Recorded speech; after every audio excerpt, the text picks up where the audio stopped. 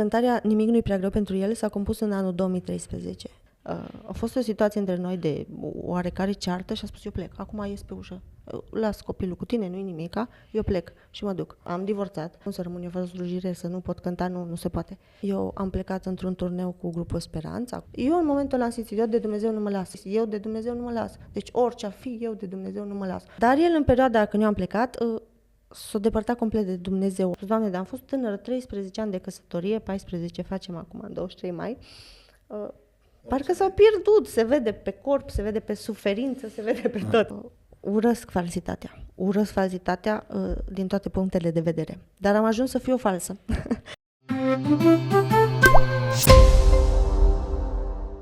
Dragi prieteni, ca de fiecare dată, vinerea noi începem la ora 8 să venim cu prieteni, cu povești, cu întâmplări, cu discuții, cu tot felul de evenimente, cu tot felul de invitați, care mai ales. Am zis odată invitat de marcă și mi-a zis cineva, băi, nu mai zi tu invitat de marcă, că nu știu ce. Invitatul nostru de astăzi este fratele Marcel Negrea. Da. Invitat permanent și fondator al emisiunii, da. E super. Printre fondatorii emisiunii. Da. Dar n-am zis unicul, da? Da. Bun, Marcel, dai drumul de la început. Marcel, lasă așa cum e. Marcel, bine ai venit în cadrul întâlnirii noastre, că astăzi pe sofaua asta, nu mai avem sofa, dar acum n-ai ce face, pe sofaua noastră mare, pe canapeaua asta noastră mare, a mai venit un prieten al nostru, o fată pe care foarte mulți oameni o cunosc, mulți au ascultat cântările, eu ți-am ascultat cântările și acum o să pună camera pe tine, sora noastră, Andreea Cruceanu. Bine ai venit la noi acasă. Bine v-am găsit, în sfârșit. Andreea, Dumnezeu să te binecuvânteze, să știi că onoare pentru noi. Te salut și eu și sincer mă bucur că ai venit și că ai ajuns cu bine, da? Pentru că ai venit totuși la o oarecare distanță. Câți kilometri ai făcut, Andreea, până aici la noi în zona Madridului? 3000 și ceva din România, nu știu, până la Madrid, de pe la Beasain venim 400, cred. Și ceva, 400 și ceva spre 500, da. Nu știu, am pierdut numărul kilometri. Da, când... Andreea, aveți o grămadă de oameni care să ne asculte astăzi, zic așa, de obicei îmi propun să avem o țintă încotro o să mergem și cred că astăzi ținta îi experiența unui copil care a avut multe întrebări, probabil că multe către Dumnezeu, care a ajuns să fie omul care prin cântare să răspundă la întrebările astea. Probabil că asta o să fie ținta noastră de astăzi. O să trebuiască să dai, probabil, din experiența ta de viață, să dai câteva sfaturi sau o să trebuiască să vorbești despre anumite lucruri care te-au determinat să compui, care te-au determinat să faci o grămadă de lucruri spre slava lui Dumnezeu. Dar înainte să vorbim despre treaba asta, vreau să le spui unor oameni care poate că nu te cunosc, să le spui cine ești, de unde vii, pasăre măiasă. Știi, era o cântare, cine ești, de unde vii, în fine. Și eu mă iau cu țuțui imediat și putem să facem. Da, nu prea... Andreea, spune de unde vii, unde te-ai născut, unde ai locuit, unde locuiești. Da, cum vă spuneam înainte, nu prea îmi place să mă prezint. Dar da, sunt Andreea Cruceanu, Cruceanu după soț. Mă numeam Andreea Pupeza, pasăre cântătoare. Am trecut la Cruce după aceea. Da, să fie ca o Cruceanu. Crucea Biruinței, nu așa. Crucea așa. Și m-am născut în Lugoj, acolo am copilărit, o parte în Lugoj, o parte în Hezeriș, unde s-au mutat părinții, bunicii. Eu am avut o pădure la Hezeriș. Oh, ia. Păi mă foarte Pentru bine. că acum am aflat și eu că... Ai vândut-o la austrieci sau ce ai făcut cu ea? Socrul meu de fapt, dar... Okay, sigur a fost. Am trecut pe acolo, mergeam cu bunicul mergeam cu bunicul, cu verișorul și culegeam știu eu ce. Așa. Viața de țară. Foarte frumoasă perioadă. Cât ai locuit acolo? Până ce vârstă? La 16 ani m-am mutat în Spania, deci cam în zona aceea. Scuze, ai venit singură sau cu părinți sau cum? Nu, am venit la mătușa mea, fără părinți. Am venit la mătușa mea cu pretextul că să am grijă de fete și să continui școala aici. Am început clasa 9 în România, adică eram în clasa 9 în România și am venit aici. Asta aici? a fost, da, potrivit situației respective și așa a fost. Mama m-a lăsat, Doamne mulți am, asta a fost planul Domnului. Da. Ce am vrut să spun? Provin dintr-o familie total ortodoxă, deci la noi în familie nu a fost nimeni credincios, până pe la vârsta de 3-4 ani, când fratele Mihăiță Boambe și a început să misioneze zona aceea. Și așa s-a întors prima dată bunica, după aceea parte din copii, bunicul, și așa cu ei am cunoscut pe Dumnezeu oarecum, am crescut cu Asta ei. fiind în perioada în care ai copil, încă acasă. Da, în care eram copil. Așa am început să aud cântări creștine și cu 3-4 cântări, 5 am crescut până la 12-13 ani, că nu se știa pe zonă mai multe cântări. Nu era nici YouTube Nu pe vremea aceea. Nu era chiar, asta am vrut să spun, am spus dacă ajung la televizor să spun asta, eram în gazdă și aveam deja vreo 14 ani, 13 și cântam și nu aveam, tata meu, vitreg, care o să spun, aducea casete și aveam un casetofon, dar nu mergea, când o lua înainte, când apoi și atunci mai mergea cu câte o palmă. Și nu-mi plăcea să-i dau palme la casetofon, ziceam de se strică. Și atunci mă rugam, Doamne, dar dă-i să meargă, te rog, că ele mergea. Și mă rugam și mergea. Mergea și mi-ascultam Prima ta experiență da, mistică a fost cu casetofonul. Nu știu, eu m-am prins foarte mult de Dumnezeu. Nu știu, cred că de mic copil. Și el de mine și eu de el și nu știu, am crezut în el, am învățat să cred, să-l iubesc. Nu știu, am fost totdeauna. Nu mă știu altfel decât cântând și cu Dumnezeu și nu mă știu altfel. Și ai ajuns în Spania, ai început să asculți cântări. Da, la vârsta de 16 ani m-a chemat mătușa mea și am ajuns în Spania la 17 ani, fiind singură aici, am ales să mă botez și atunci chiar ca parte a legământului am spus, Doamne, ce să fac și eu cu tine legământ nou? E ceva serios. Și am spus, Doamne, nu o să mai ascult muzică necreștină. Pentru tine eu vreau să ascult muzică creștină. Și chiar m-am ținut până... M-am ținut totdeauna. Acum am mai scăpat câte un pic ca Andreea Bocelli și am mai scăpat printre știu eu ce, dar chiar am ținut foarte mult la legământul ăsta să fiu eu cu Dumnezeu și ce-mi intră să intre, să fie ceva corect. Aici în Spania te-ai și meritat, așa-i? Da, după aceea l-am cunoscut și pe Cristi, soțul meu, Cristi Cruceanu. L-am cunoscut la biserică, de un revelion, așa între tineri. Aveam, cred că, 18 ani. Da, la vârsta de 20 m-am căsătorit. Și după aceea, chiar după 7 ani, am avut și copilașul. A venit foarte greu, por cierto, foarte greu și acolo am o experiență frumoasă cu Dumnezeu. Victor este foarte credincios, a dobândit asta de la noi, cântarea, credința, e venit de sus. De ce zici asta, că a venit greu și ce înseamnă ai avut o experiență? A venit greu pentru că nu știu de ce nu puteam să fac oarecum copii. Am fost pe la medic, mi-au dat ceva diagnostice și nu venea. Și soacra, mama, prietenii, da de ce nu, că nu vrei, că nu... Și atunci am început să mă simt mai rău, că nu pot să am copii. Soțul își dorea foarte mult, el fiind învățător la grupele de copii, ieșea cu câte 5 în brață. Nu neapărat că îmi plăceau copiii. O să ajungem și aici. Tata meu nu iubea copiii. Ai fost singură la părinți? Nu. Am fost eu prima și după căsătoria a doua mai am 3 frați. Când spui căsătoria a doua, te referi la mama ta? La mama, da, sigur. Sigur. Și unde am rămas?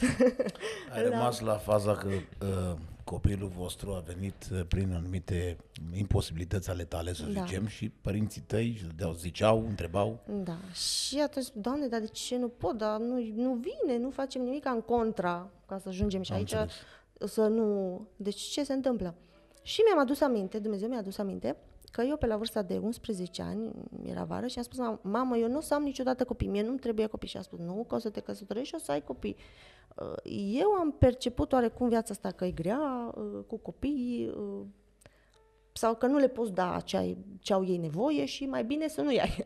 Cred că așa. Și tu ai crezut că tu te-ai legat într-o oarecare măsură singură? Cred oarecum și asta. Și am ajuns să mă rog și să plâng în fața lui Dumnezeu, să-mi cer iertare.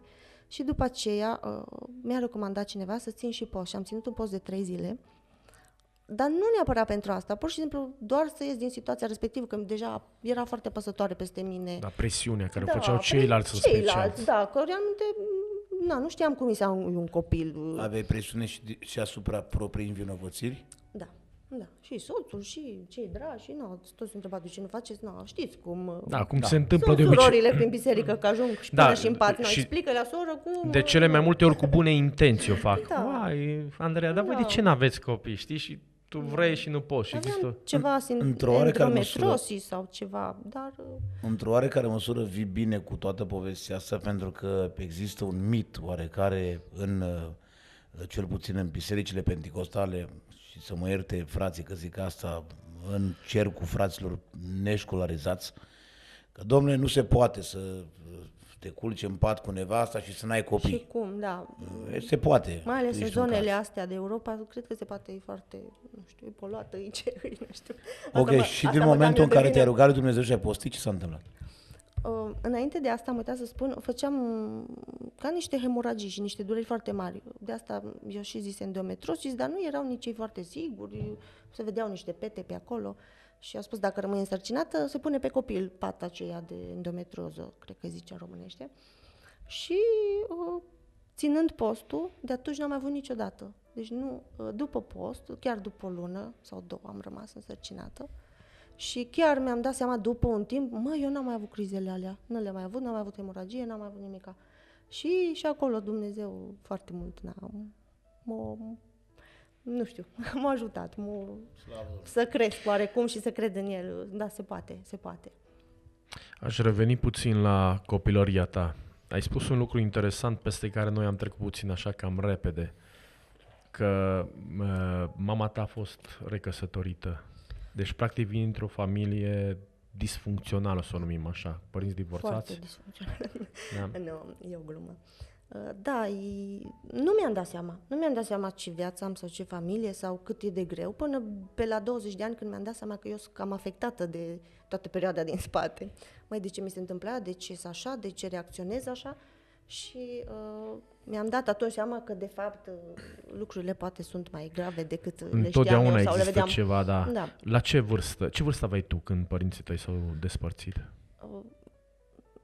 Eram la 9 luni în burtă la mama. Deci nu erai născută, practic. Nu eram născută. Tatăl meu a rupt dulapurile cu mama, așa știu povestea din partea familiei mele, pentru că familia cealaltă mi-e foarte dragă, dar foarte puțin am avut contact cu ea și nu am putut să... Nu am mers înainte relația, așa, să-mi explice și partea... Îl cunoști pe tatăl tău? Cred că... Natural. Da, l-am văzut de 3-4 ori în viață, dar nu a vrut să Fără aibă nicio contact. relație, da. Nu a vrut să aibă contact, el nu a vrut copii. În fine, bunicul oarecum i-a despărțit, a spus nu se poate și a luat-o pe mama și 3 săptămâni înainte au semnat divorțul. Și clar, mama a născut singură, m-a născut pe mine și acum, poate recent, am aflat câtă durere transmis copilului prin ADN, transmis copilului în momentele alea, probabil era într-o depresie maximă. Mama e foarte suferindă și eu suferindă și toți cam în familie suntem sensibili, suferinți și s-a recuperat mai greu. Cred că aveam 3 sau 4 ani, s-a recăsătorit. Tatăl meu, Vitreg Liviu, a fost un om bun, un om foarte bun, niciodată n-a mai lovit-o. S-au certat, fuma, pentru asta erau certurile, nu ajungeau, erau lipsuri, nu prea lucra, dar a fost un om excepțional din punctul celălalt de vedere. Prin el eu am ajuns să aud foarte multe cântări, că el mai se ducea la piața unde se vindeau atunci casete și lua și creștine, pe lângă țigări și așa. Și totdeauna mi-aducea pufuleți și chiar mi-aducem aminte toți cu drag de el, pentru că acum iarăși sunt despărțiți de câțiva ani pentru că el a plecat și a ales alt. Nu s-a mai putut. Și... Așa că ai mai avut o traumă, să spunem așa, pe lângă prima se spune că nu prea puțin ai trăit-o. Da, oarecum nu mi-am dat seama, că n-am tată sau așa, nu mi-am dat seama. Mi-am dat seama, cred că în clasa 5-a, când m-am bătut cu un băiat în Bătăușa și nu a avut cine să-mi ia apărarea. La mama nu i-a spus să nu sufere. Doamna dirigintă m-a ajutat în perioada aia, dar atunci mi-am dat seama, eu n-am la cine să cer ajutorul sau nu e nimeni la frică de părinții mei, vezi că îi spun la mama sau la tata și vine la tine și așa. Da, deci legat de traume oarecum. Revenim puțin la perioada din Spania, ce s-a întâmplat? De ce ați plecat? Am plecat acum recent, acum deja e în joc copilul.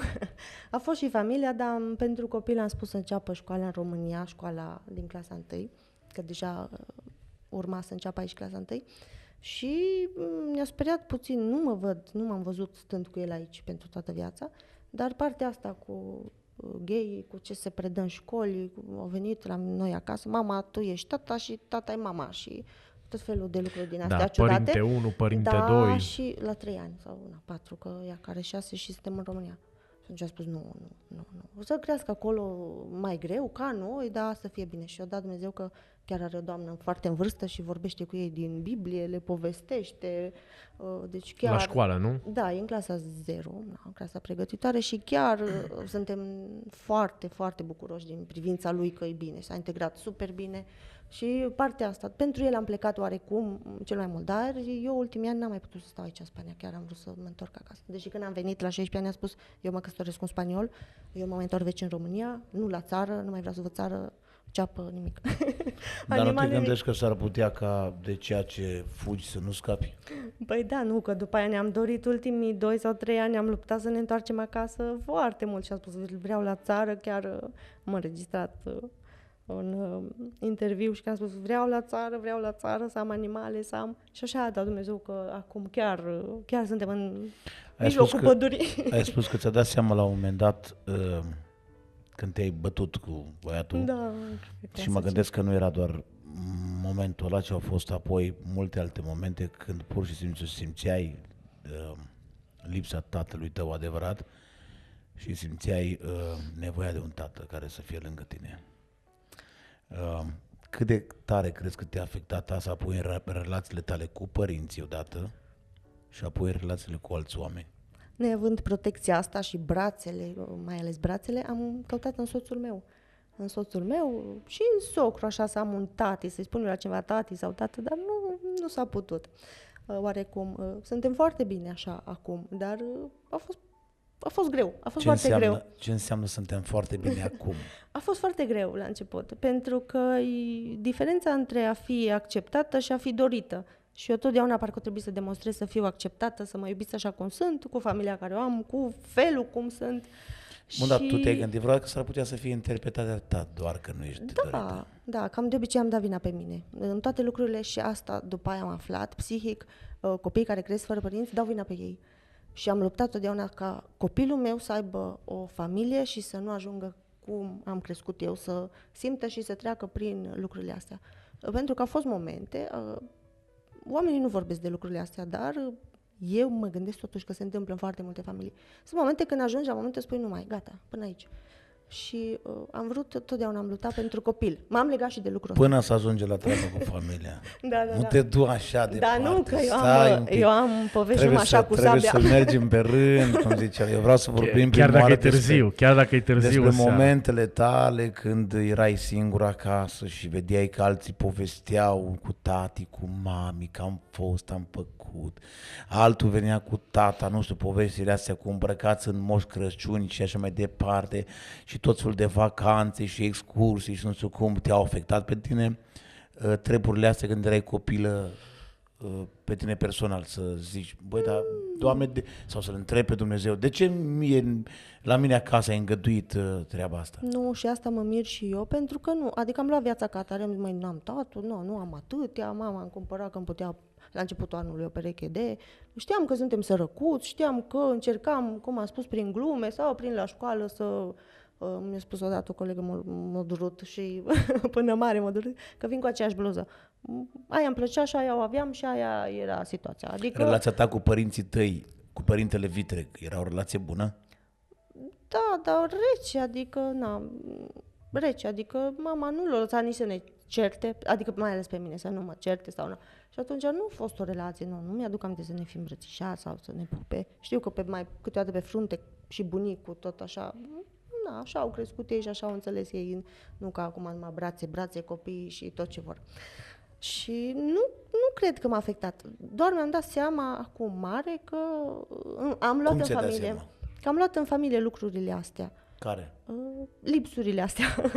Lipsurile astea și încă le ceream. Bun, pe mine ce mă interesează să știu exact cum anume te manifestai și unde ți-ai dat tu singură seama, băi, nu fac bine, bă, asta nu-i bine. Aveai o manie, sau cum să zic, aveai o frica ta pe care o arătai prin niște acțiuni care nu erau bune și care în loc să aducă beneficii familiei, distrugeau familia, sau unde anume ți-ai dat seama, sau care a fost momentul ăla când ți-ai dat seama, bă, stai un pic, că cu mine e o problemă. De exemplu, cu brațele, că am mai vorbit despre lucrul ăsta. Am crezut că e un lucru bun și frumos să ceri o îmbrățișare sau să ceri totdeauna să fie cineva după tine. Și nu e un lucru bun. E un lucru foarte bun, dar dacă e prea mult strică. Strică pe celălalt, le agoveasă, nu știu cum să zic. Dacă trebuia să spui în cuvânt, le agobească, cum se zice, le arta, Da. Nu folosesc le arta. Ajunge omul să fie sătul, să fie... Da, să și soțul meu puțin. nici n-a fost stilul ăsta. Cel puțin am crezut la început că aici, dar după aia mi-am dat seama, că nu mi-ajunge, oricât mi-ai dat în îmbrățișări, nu mi-ajunge, pur și simplu. N-am ce.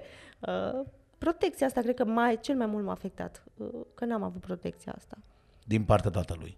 Din partea tatălui și asta am luat în familie. Am așteptat soțul meu să mă protejeze și din anumite motive și cum a înțeles el familia, nu a reușit să mă protejeze în Iar stilul lucrul acela. ăsta cum anume a afectat familia? A afectat-o de durată pentru că te artas, te saturi din amândouă privințe, cap în cap. Eu ceream, el spunea nu, ce să dau mai mult, așa eu, nu. Ce toată ziua să spun te iubesc sau toată ziua. Eu totdeauna iarăși am spus nu mă căsătoresc cu un șofer, că e plecat. Și eu, vrând o familie, după ce ne-am căsătorit, așa a fost situația de gravă în Spania în perioada așa, cu criza, cu ce-a venit și socrii l-au ajutat să se facă șofer. Și atunci, a trebuit să plece. O perioadă am plecat cu el, o perioadă n-am plecat. O lipsit. Nu ți-a luat șofer, ți-a luat conductor. Da, conductor. Chiar am vrut să fac și eu. Mult timp am vrut să fac, după am zis, nu, că vreau familie și chiar am vrut să fac permisul și să lucrăm amândoi. Chiar îmi place partea asta cu camioanele acum. Dar a lipsit din tot. Și mai auzeai și povești, nu? Cum îl lași să pleci așa? Cum? Nu. Mi-era bine singură oarecum, dar și aveam necesități. Nu. Ca om, ca persoană. Și discuțiile astea voastre, ați început discuții pe baza faptului că el era plecat și tu erai acasă? Da, am avut și discuții de genul. Mă gândesc că discuția aprinse, că despre asta e vorba. Da. Și ați ajuns la un moment dat să spuneți, auzi, până aici. Eu nu mai pot. Da. Da. Soțul meu s-a întors oarecum să lucreze doar de acasă, fie nopțile acasă, când l-am avut pe Victor, copilașul. Deci până atunci nu. Na, el a avut, nu știu cum să spun, este din familie de pocăiți, de creștini pocăiți, s-a botezat înainte să ne căsătorim, dar a avut o viață ascunsă oarecum. De fapt, el s-a botezat să se căsătorească cu tine. Da, n-aș fi crezut Viață asta, dublă, am spus nu, eu nu mi-au unul așa, dar nu l-am nimerit așa și na. E foarte sensibil. Până la urmă și mă ajută, și căsătoria asta e o loterie. Da, da. Nici nu m-am axat foarte mult bazele să-mi fac eu o listă, să spun, uite, așa da, așa nu, așa da, să le evaluez. Cred că e foarte bine să evaluăm înainte, avem tot dreptul, libertatea să evaluăm persoana sau să ții o pauză sau să... Chiar și pauza aia de 3 săptămâni ce am vrut să o luăm înainte, el a venit și mi-a adus flori și nu știu ce și a trecut peste limita ce am pus-o peste pauza aceea și oarecum n-am mai evaluat după aceea situația în măsură. Nu spun că aș fi eu foarte bună sau așa, e un om de calitate, e un om bun, Dar când spui că avea o viață dublă, să spunem așa, cum ai aflat tu? Sau ce înseamnă Cred că o soție e asta? un pic ca termometru și simte, oricât ar nega sau ar minți, că așa m-am simțit mult timp mințită, simte și știe adevărul. Poți să-i spui ce spui, că ea știe adevărul. Da, ăsta e adevărul. Cred că oricât n-ai recunoaște și m-a durut de ce nu recunoști, de ce nu mă lași să te ajut? Asta spun, de ce nu mă lași să te ajut? Suntem amândoi, suntem tineri, de ce să nu te ajut în problema respectivă care îmi dau seama acum și din ajutorul fraților care ne-au ajutat în perioada respectivă, din problema aia au ieșit toate celelalte. Și eu purtând dureri și așa sensibilități, dar și el partea aceea care nu a fost sincer. Și până la urmă lucrurile s-au rezolvat, să spunem așa. S-au rezolvat. Eu încă mă recuperez. Eu cred că încă mă recuperez de perioada aceea. A trebuit multă iertare, multă înțelegere. Încă le evaluez foarte mult. Trec prin probe, ia să văd. Spui adevărul ce faci. Încă îmi place să le evaluez. El mi-a dat dreptul, posibilitatea să vorbesc despre asta, deși s-ar putea vorbi mult mai mult și mai adânc și cu toată libertatea spun lucrurile astea și despre el Deci, și cu alte despre familie. cuvinte, Dumnezeu, prin copilul ăsta, v-a dat o nouă oportunitate vouă înșivă de a vă corecta comportamentul unul față de celălaltul. Adică Dumnezeu, crezi că a ajuns Dumnezeu la concluzia, dacă se poate spune așa, că Dumnezeu a ajuns la concluzia că tu ai ajuns la un punct în care nu mai puteai, în care ai decis să poate să faci un pas în gol și tot ceea ce ai jurat tu când ai fost mică, că n-a să se întâmple la mine acasă, că nu o să fie la mine acasă, erai pregătită să faci, adică poate că să abandonezi familia, să zicem, sau relația Nu, mai de grav a fost după ce a căsătorie. fost copilul. Așa. Da, atunci a fost mai bine că ai avut de ce să te legi în afară de stau. Dumnezeu să spui nu se poate. Deci nu există posibilitatea 2, nu exista și B, deci se merge înainte. Dar a continuat să fie greu.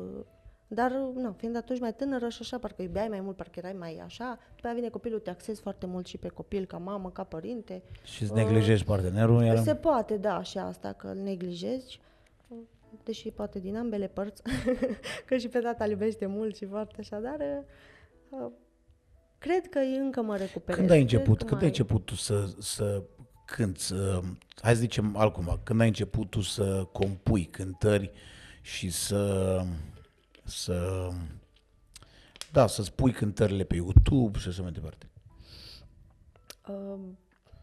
Să cânt, am cântat dintotdeauna. Să compun, nu-mi dau seama exact. Știu că eram când am știut să citesc deja și aveam o carte de-a lui Eminescu. Și mi-aduc aminte, eram pe Huțuluș, pe Hint afară în curte. Și N-am mai auzit Huțuluș cu H, Ba, de când eram Huțulușul eu cheamă. mic. Că La numai la noi în Banat, zona așa aia, îi Banatul zice. zice Huțuluș, Păi în da, altă clar. parte Eu Hintă. fiind Dar ardelean de fiindcă la eu nu Cluj, sunt obișnuită. trebuie să-mi aduc un dicționar să vă înțeleg și eu pe voi. Cred că data viitoare o să vă las să vorbiți voi doi și eu, nu știu, ies afară la Da, cafea. așa cum am mutat în Cara și au niște cuvinte care eu nu le înțeleg și așa, în fine. Și am spus, mi-ar plăcea să fiu și eu ca Eminescu, că citeam poeziile lui și așa. Bunicul compunea. Cred că după moartea lui în 2010, el era foarte credincios în privința asta și eu sunt aproape sigură că el s-a rugat ca să-i am eu darul ăsta, să-l dobândesc eu, să-l duc mai departe. Chiar înainte să moară, așa, anii aceia care a suferit, a scris foarte multe poezii și acel cai s-a pierdut pe la copii și nu îl găsesc și așa de rău îmi pare, poate într-o zi o să dăm de el. Și oarecum de atunci, din 2010, chiar atunci a fost și moartea bunicului după căsătoria mea și atunci au început oarecum problemele mai de viață și am început să Oricum, pe această cale, știți, apelăm la toți cei care aveți caietul. Uitați-vă, vă rog, toate neamurile, ce copii pe acolo, poate găsim caietul și... A trecut deja e ok. mulți ani, 14 ani. De când cu caietul. Poate fi undeva într-o vitrină, undeva într-o bibliotecă. Așa am și eu foi pe toate locurile, deci...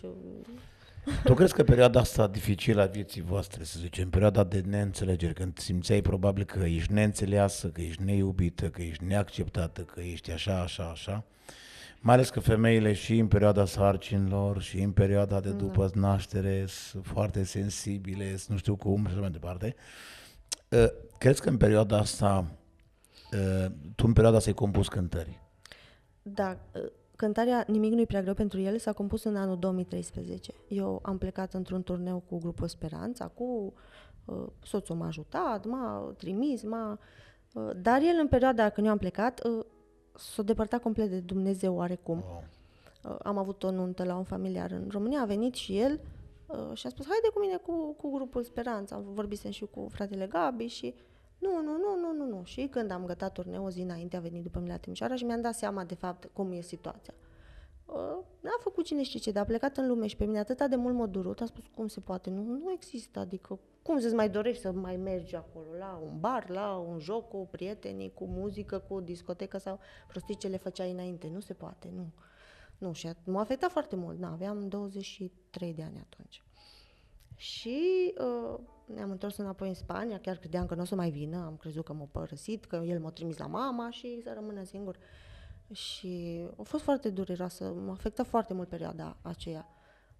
Eram în pat acolo, în Castel de Fels, și mi-aduc aminte că aveam deja câteva zile, nu știu dacă depresie, nu-mi place să o numesc depresie, urăsc cuvântul ăsta, dar aia era, ca un om paralizat acolo, nu mai știi, cum mai scapi din situația asta, și la un moment dat am crezut că m-am înșelat, știu sigur că nu, dar fiind în situația aia cu tot prins, unde umblă omul ăsta, ce cu el? Nu mai vrea, cum îmi zicea, ești prea bună pentru mine, du-te. Așa îmi spunea de la Hunedoara, era la mătușa lui. Cum să mă, am zis, hai că vin cu tine. Am zis, hai că vin cu tine, stau acolo, nu trebuie să beau nimic, stau și eu, nu. Am fost și odată în viață la discotecă, zic, hai să vin să văd, nu vin cu tine, dar nu te las singur, știi, nu te părăsesc, nu e nimic. Nu ca să mă lase Domnul, dar să vin, o să-l am oarecum controlat. Și asta spun, eram în Spania, după aceea ne-am întors și eram atunci în pat. Nu mai știam cum să mă tot gândeam, Doamne, ce fac, cum ies de aici, cum continuăm, cum nu se poate. Și totdeauna am stat lângă Dumnezeu și așa, dar atunci ca un susur așa mi-a venit în gând, nimic nu-i prea greu pentru El, nimic nu-i prea greu pentru El, dacă ceri prin credință, crezi în biruință, nimic nu-i prea greu pentru El. Și atunci m-am ridicat, așa ca și cu o putere, și aveam o foicică ruptă, că cred că dacă o caut o mai am pe acasă, și acolo am scris refrenul repede. Și a fost prima cântare așa puternică care am scris-o, că am mai cochetat eu cu versul sau am mai scris ce mi-a venit sau... Da, aia a fost cântare și am cerut la Dumnezeu și versurile, am avut prima strofă și a doua am cerut-o la Dumnezeu și după aceea mi-a dat-o.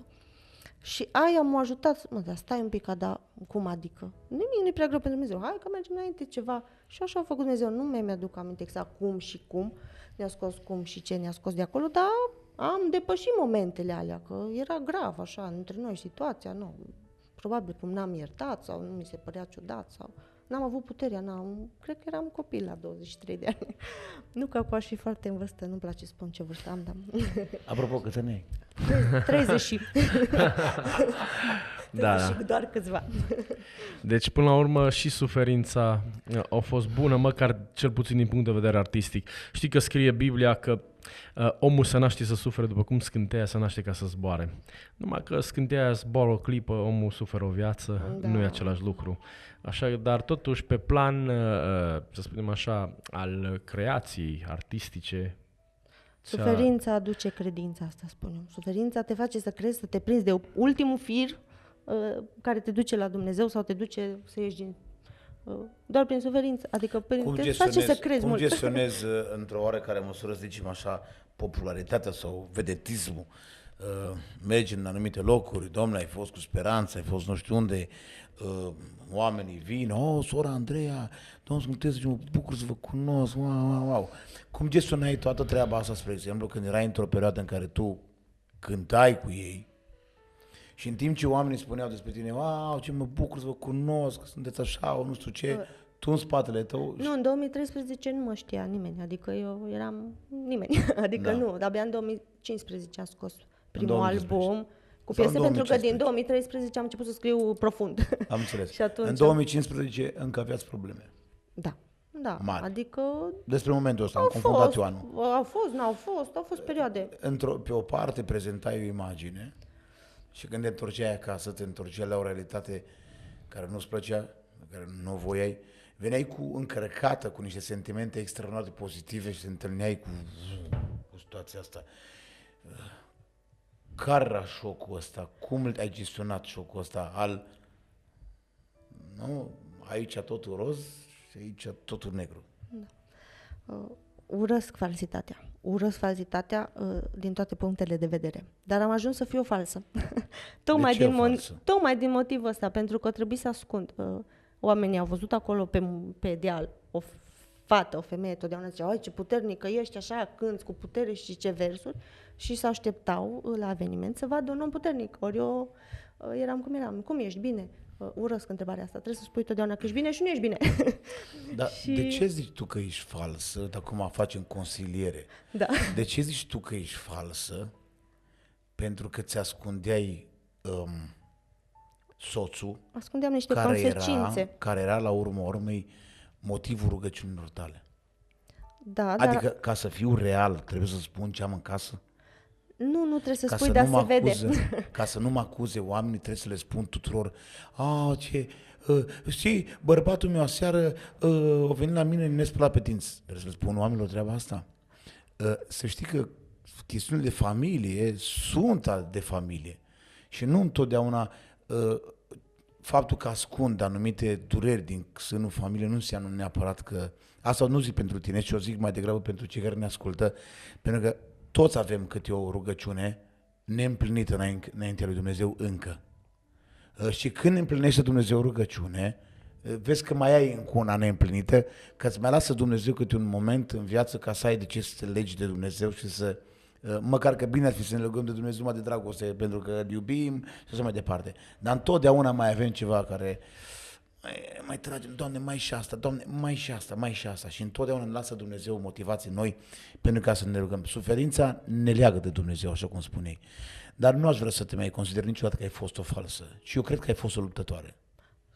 Da, înțeleg asta, dar are consecințe suferința și se văd. Sigur Și că trebuie ascunse sub machiaj, sub un zâmbet, dar ochii totdeauna te dau de gol. Oamenii care văd prin ochi sau se uită sau văd partea spirituală, te dau de gol. Și oarecum, cum ești, cum sunteți, totdeauna trebuie să ne afișăm ca o familie, că noi, de fapt, e o situație grea sau era Dă o voie să situație te grea. felicit că v-ați afișat ca o familie. Da, slavă Domnului pentru Adică că... eu nu cred că tu ar fi trebuit să te afișezi ca o victimă, ca o lepădătură, ci ca una care avea încredere că Dumnezeu într-o zi va asculta rugăciunea și iată că ai avut curajul să lupți, să slujești, să-i cânți lui Dumnezeu și Dumnezeu a onorat la urmă urme și în fond rugăciunile tale și slujirea ta prin implicarea lui în familia voastră. Fratele Marius Cruceru chiar ne consiliază și mai avem contact așa, încă se roagă pentru noi și chiar a spus, nu-i normal, cam familiile duc cam 7 ani așa, în stadiul în care ați fost voi. Da. Cum ai dus 13? Adică chiar numai mâna lui Dumnezeu, chiar numai legat de Dumnezeu poți, pentru că dacă nu știu cum. Mă gândesc că o femeie, o soție care nu l-ar avea pe Dumnezeu, cum duce momentele astea, cum trece peste ele, cum iartă, cum merge mai departe, cum are speranță, nu știu. De cele mai multe ori nu trece. Da, de cele mai multe ori Nu trece. iartă și nu mai există speranță. Se termină tot. Știi că în timp ce vorbești tu acum, eu deja am în minte câteva familii pe care le mai consiliem, care deja de câțiva ani de zile au probleme de genul acesta. Faptul că tu vorbești, ar putea să vorbești deja pentru unele familii care au probleme de genul acesta și care spun probabil, bă, nu mai are rost, chiar nu mai vreau, nu mai găsesc firul ăla de care să mă leg, să zic, mai merită să merg o zi. Am în minte, știu unii care au copii micuți și care plâng și spun numai din cauza lui mai stau, dar faptul că Dumnezeu a lucrat în familia voastră probabil că e o nădejde pentru ei că se poate și în familia lor. Și asta am vrut să ajung odată la punctul ăsta. Ne-am legat de copil și a spus copilul, dar la un moment dat e așa de grea situația că spui, mai până la urmă și alte familii ori putut. Se împarte, asta e, cât că nu mi-aș vedea să stau un weekend fără el sau el fără mine, dar ajungi deci numai de Dumnezeu te mai poți prinde. Că și copilul, cât l-a iubit, parcă îți dai, nu se poate, dacă nu se poate, decât să vadă o ceartă sau să vadă pe mama tristă sau că dormim separat un timp sau... Nu se poate. Copilul vostru a intervenit vreodată între voi să zică, dar de ce vă certați? Ai simțit vreodată sau ai văzut vreodată în el că îl afectează mult povestea asta? Noi ne ascundem, nu avem discuții între el. Acum s-a întâmplat recent, am avut ceva și am spus, nu mai gata, nu mai. Eu am văzut-o pe mama leșinând jos de crize de spasmofilie și nu vreau să ajungă copilul meu să mă vadă așa, în stadiul acela de plâns sau de...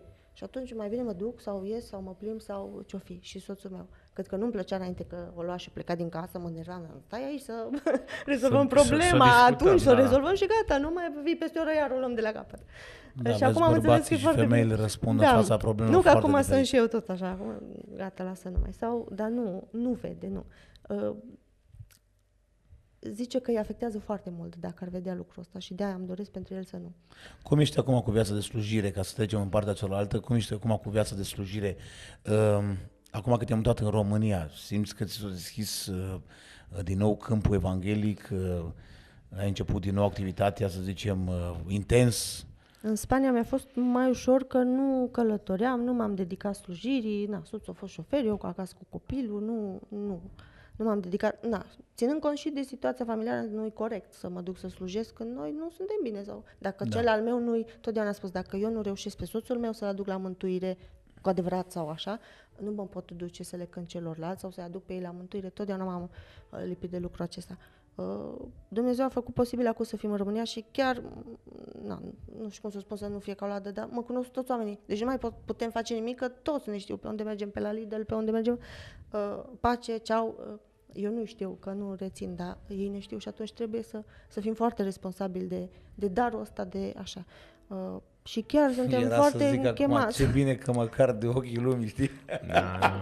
E o glumă. Uneori, dar să știi că de multe ori și presiunea pe care o pun ceilalți ne obligă de multe ori să menținem standardele la un anumit nivel. Și noi, pe altă parte, noi trebuie să fim exemplu exact în fața oamenilor, că nu are Dumnezeu nevoie de exemplul nostru. Noi suntem exemple în fața oamenilor. Eu citesc foarte ușor oamenii falși și totdeauna mi-e teamă să nu fiu citită și eu de-aia încerc să fiu totdeauna reală și așa, de asta spun uneori că parcă trebuie să fii și fals un pic, că nu poți să spui ce e acolo. Acum zici că tu mergi să slujești. Adică să se vadă. E ceva ce trebuie să... Marian, acum nu-i Marian aici, au plecat, trebuie să meargă într-o parte, dar Marian întreabă întotdeauna, auzi tu pe acolo pe unde mergi, cer bani când mergi în slujire?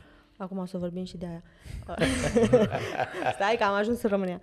Deci am ajuns în România și oarecum am zis să-mi scap casa, mai ales și asta că o să ne dedicăm slujirii și o să fim foarte bine că ne dedicăm slujirii și suntem numai pentru Domnul și nu mai pot apărea alte circumstanțe.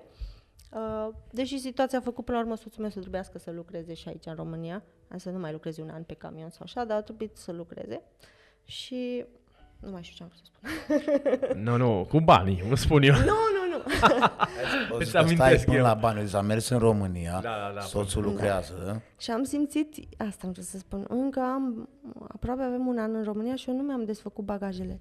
Eu am vrut să mă bucur de țară, de România, de tot. Am închis Instagram-ul, Facebook-ul, tot. Am să fiu eu singură, să nu mă cheme nimeni. Dar de când le-am închis, am fost mai chemată, dar nu se mai știe, am fost mai chemată ca înainte, când am zis că poate promovez eu lucrul ăsta sau... chiar îmi plăcea să o fac, în lumea asta îmi place foarte mult, soțul nu prea e de acord el cu postările și cu influencerii și așa, dar mi-ar fi plăcut mult să fac ceva pe lucrul ăsta. Și de atunci suntem chemați. Cu banile evangelizării nu, deci nu cerem și totdeauna nu am știut ce să facem, să luăm, să nu luăm, cât am putut am susținut noi și am spus nu luăm. Dar acum, stând în România, e necesară benzina, să strică mașina 1000 de euro, nu. De unde? Trebuie să ai de undeva să mai pui în plus dacă tot pleci în fiecare weekend. Și mai apoi sunt vizualizările pe YouTube. Că lumea, toată lumea se uită, vede acolo Andreea Cruceanu, 5 milioane și de vizualizări.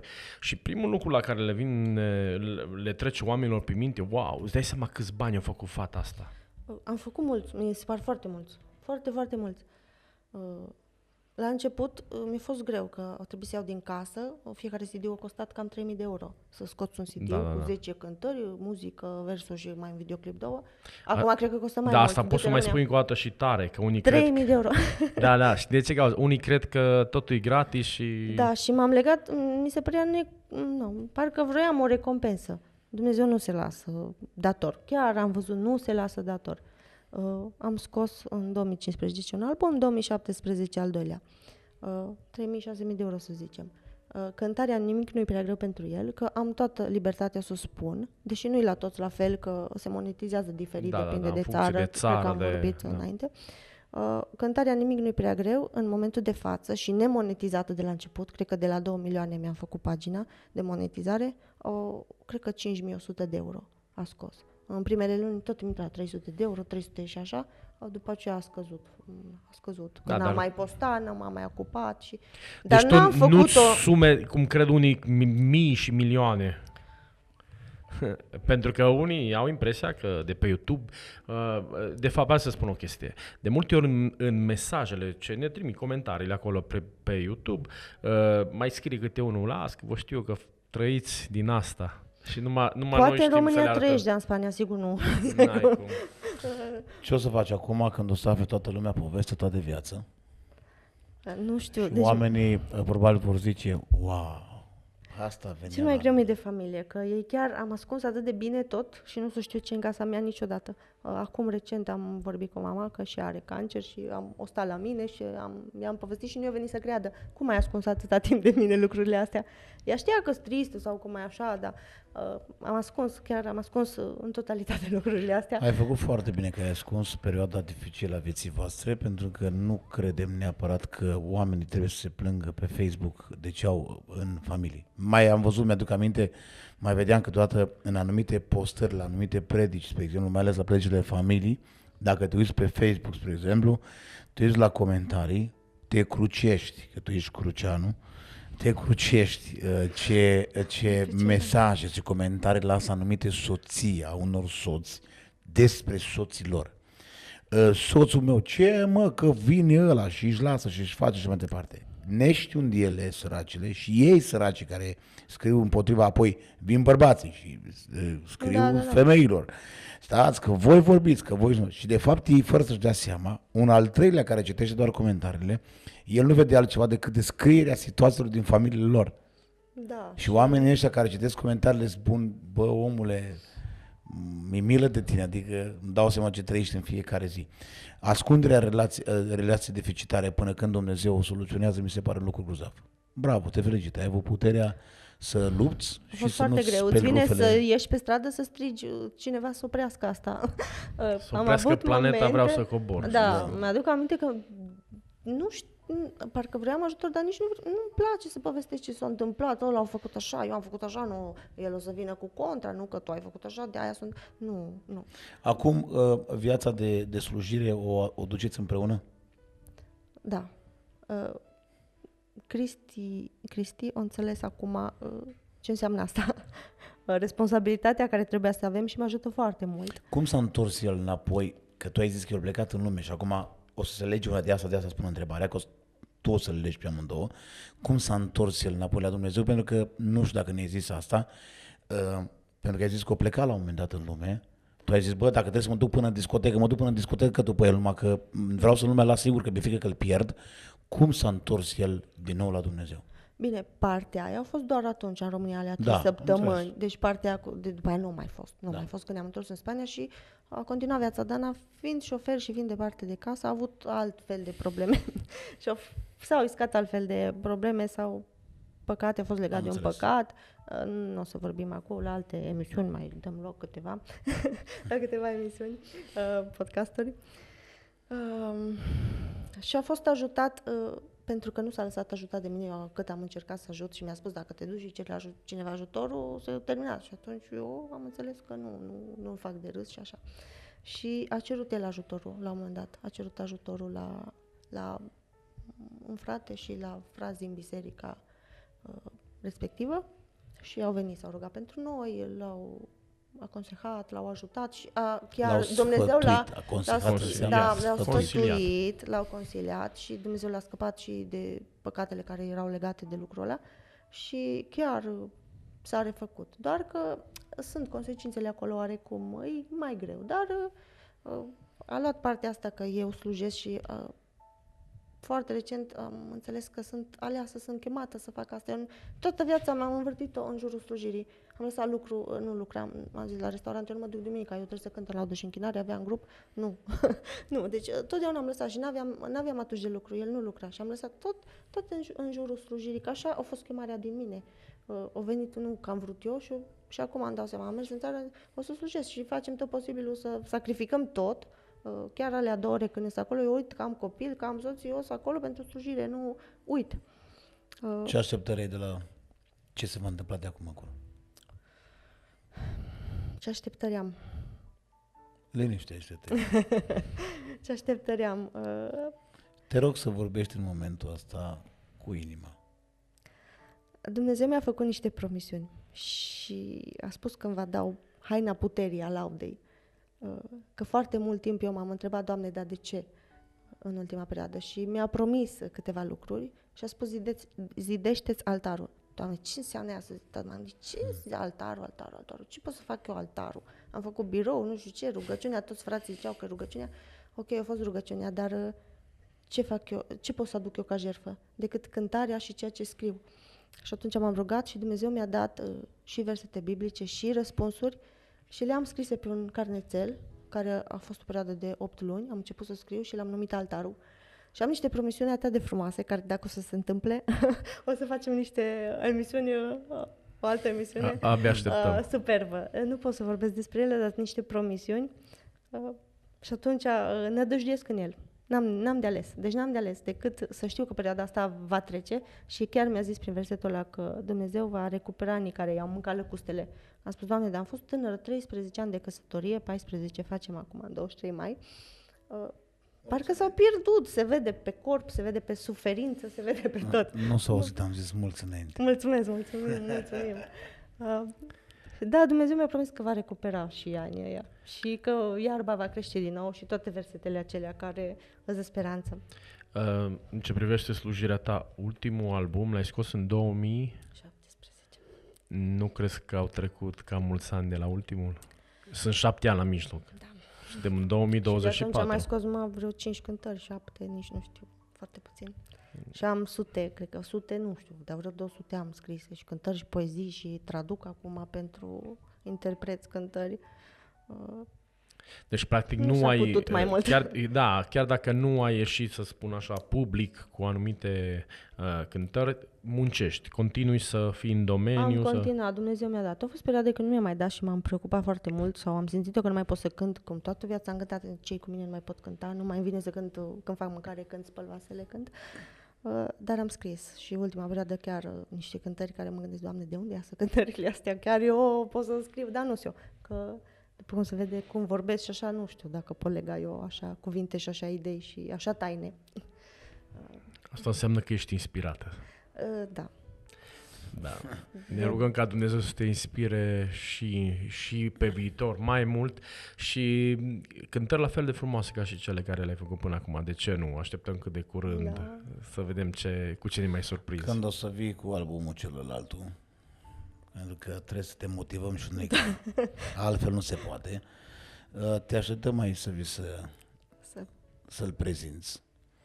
Și îți doresc și eu, cum a zis Marcel, ca în perioada asta, până când scoți albumul ăla, îmi doresc ca Dumnezeu să te călăuzească odată, să-ți vorbească, să-i auzi din nou șoapta aia care ai zis tu că ai auzit atunci, trebuie repede să scrii. Aș vrea să-ți mai tremure și mâna și glasul și inima în fața prezenței lui Dumnezeu, dar peste toate îmi doresc ca Dumnezeu să vă atingă întreaga familie. Amin. Și împreună să puteți slujiți lui Dumnezeu așa cum ți-ai dorit dintotdeauna. Așa, amin. Abia aștept. Vreau să mă suni. O să trebuiască pentru asta să avem numere de telefon.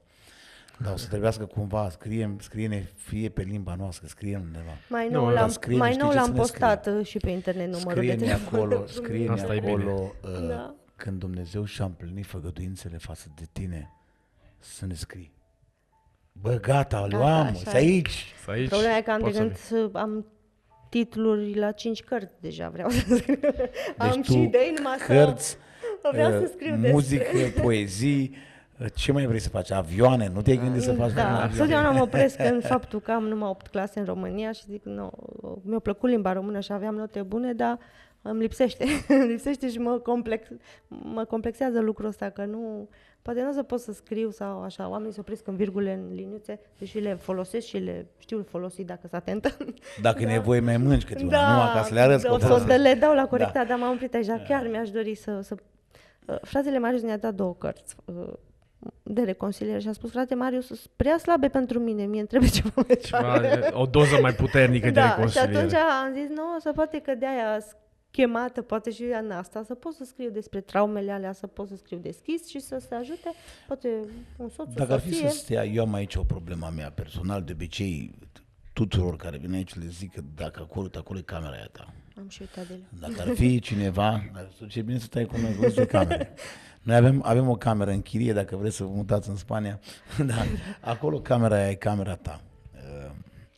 Și gândește că acolo în spate e o persoană care zice, Doamne, cât? Nu mai vreau, nicio zi nu mai vreau. Poate ești tu, nu? De acum 5 ani, de acum 6 ani, de acum 3 ani, de acum 11 ani, 12 ani. Și dacă te vedea pe tine, ai putea să te vezi pe tine, să-ți spui ceva, să-ți vorbești ceva. Sau persoane ele, ce ei zice. Gândește-te tu ce ai avut în minte, în inimă, senzațiile pe care le-ai trăit, emoțiile pe care le-ai trăit, eșecurile pe care le-ai trăit, durerea pe care le-ai trăit. Înainte să spun la cameră, îmi trece acum prin minte o situație în care am spus de Dumnezeu nu mă las. A fost o situație între noi de oarecare ceartă și a spus eu plec. Acum ies pe ușă. Las copilul cu tine, nu-i nimica, eu plec și mă duc. În momentul ăla m-am văzut în fosta mea biserică din Lugoj, în biserica Haru, stând pe spate, oamenii uitându-se la mine că am divorțat, că nu mai pot sluji, că totdeauna am zis cum să rămân eu fără slujire, să nu pot cânta, nu se poate. Dar m-am văzut acolo umilită și în momentul ăla am simțit, Doamne, și să fii supărat pe mine, să faci orice cu mine. Eu de tine eu nu mă las, dar pot să fiu cea mai păcătoasă. Eu în momentul ăla am simțit, eu de Dumnezeu nu mă las. Și în seara mea am scris, eu de Dumnezeu nu mă las. Deci orice a fi, eu de Dumnezeu nu mă las. Poate să se lase El de mine. Da. Poate să se lase El de mine, să simt eu că sunt părăsită și așa. Eu nu mă las de El. E unica speranță prin care pot merge înainte. Nu pot. Te uiți la cameră și spune, oricine ai fi, de Dumnezeu nu te lăsa, indiferent de... Oricine ai fi, orice ai făcut, nu te lași de Dumnezeu. Într-un moment Dumnezeu își va întoarce fața, va lua ceața, vei putea merge înainte. Doar cu Dumnezeu. Nu există. Deci nu există alt plan, altă șansă. Și să lupte pentru ceea ce vor. Pentru că numai prin luptă se poate câștiga. O luptă duhovnicească, că cea omenească și cam pierde puterile. O luptă. Da, nu întotdeauna Dumnezeu, celor care luptă, Dumnezeu le dă putere. Pentru că până la urmă le mai dă și biruință. Da, și biruință. Când lupți cu Dumnezeu, deja ai biruința asigurată. Numai trebuie să lupți, că dacă nu lupți, n-ai cum să câștigi. Știi că unii vor să aibă biruință, dar să n-aibă lupta. Și lupta aduce biruința. Biruință fără luptă nu există. Așa e. Sunt momente când stai pe loc, pur și simplu stai pe loc, dar și așa, contra vântului, contra viento, stai așa și nu-i nimic. Dacă nu poți să faci mai mult în momentul ăla, aia spun, faci cât ai putut, cât ai știut în momentul ăla. Dacă nu știi mai mult și nu poți mai mult, poți să spun oricine că așa să lupți. Nu, dacă tu atâta poți. Stai așa că Dumnezeu îți va deschide ție calea. Există o cale cum să ajungi tu acolo sau va trece vântul și furtuna. Vei fi chemat să mergi pe apă. Noi îți mulțumim că te-ai deschis astăzi în fața oamenilor, te-ai vulnerabilizat, te-ai expus. Dar îți spun ce am înțeles noi astăzi. Noi am înțeles că acolo unde toate luptele pal pierdute, unde oamenii zic până aici, unde oamenii dau totul la o parte, de aici nu mai iasă nimica, totuși peste toate Dumnezeu are ultimul cuvânt. Așa e. Îți doresc ceva ție personal. Să auzi întotdeauna cuvintele lui Dumnezeu și glasul lui Dumnezeu să nu lipsească din casa voastră, pentru că la nevoie El știe să mângâie, să îmbărbăteze, să încurajeze, să dea lumină, să dea direcție, să dea un cuvânt bun la momentul potrivit și știe să aducă pace. El e tati meu, așa îi spun mai noi, spun tati. Ava, tată, îi spun deja tati meu, adică e tot ce pot cere. Știu că e judecător, știu că e drept, dar e tati. Înainte de tati, e tati meu. Ce bine e ca judecătorul să fie și tată. Da, și atunci... Mai bun lucru. El e judecător în momentul. Da. Andreea, și eu îți mulțumesc pentru sinceritatea ta, pentru faptul că ești cum ești. Faptul că ești exact așa cum ești și nu încerci să te dai dreptatea. De ce spun lucrul ăsta? Multe persoane aflate în situația ta, faptul că ești o persoană publică, în momentul în care ai milioane de vizualizări pe YouTube, ești o persoană publică și mulți oameni atunci când apar în public le place să apară, cum să zic, perfect.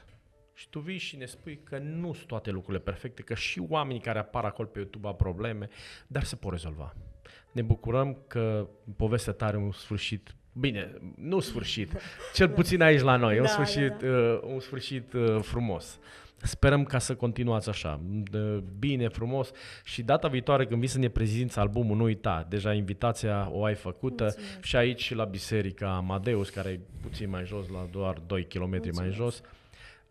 Ești invitată să vii și să ne dai tot vești bune ca și astăzi.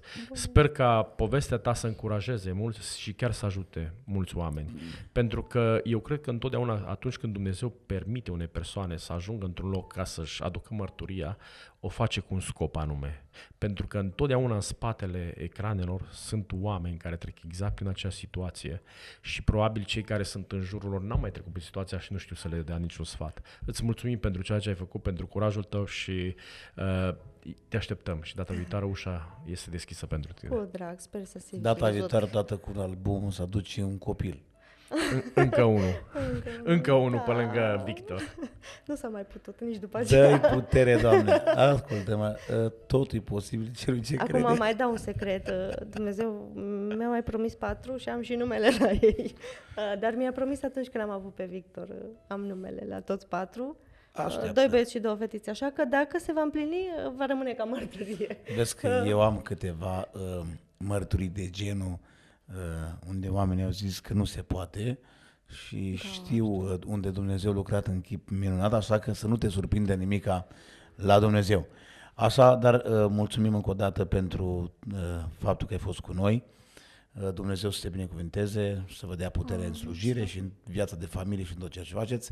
Cât despre voi, oamenii lui Dumnezeu, ați auzit povestea asta de viață, o poveste care nu-i plăcută nici să o auzi, nici să o trăiești, dar e plăcută biruința pe care o dă Dumnezeu dacă rămâi încrezător în Dumnezeu.